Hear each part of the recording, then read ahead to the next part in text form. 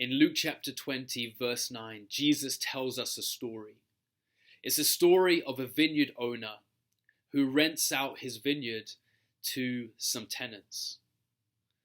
And after some time, the vineyard owner sends some servants to claim some of the fruit of his vineyard. But the tenants reject them and send them empty-handed.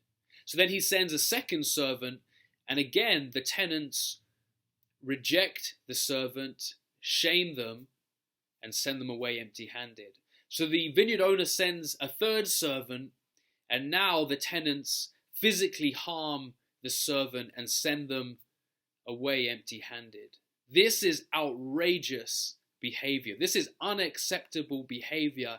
This is a personal insult to the vineyard owner. And the key question is, how will the vineyard owner respond? And in the story, the vineyard owner sends his son, sends his beloved son, alone, unarmed, into the lion's den.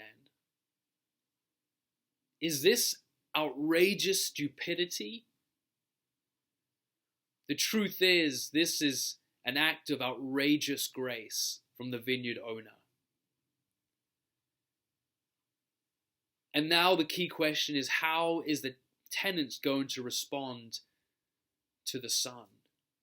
The story says that they want to own the vineyard and they want to kill the son. And that's exactly what they do.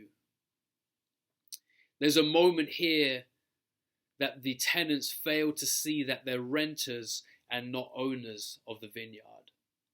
And they fail to see that the fruit of the vineyard is not for their exclusive use.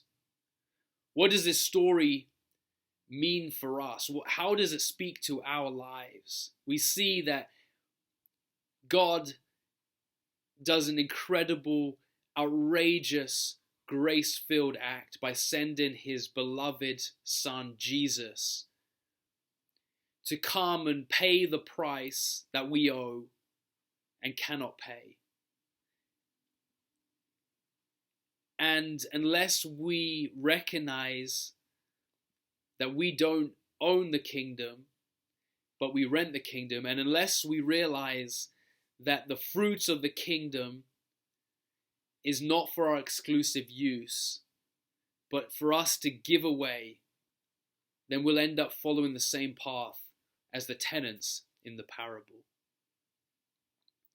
And then the key question is, if this is a picture of the kingdom life, then how do we cultivate the kingdom life? How do we cultivate a life that's close to the King?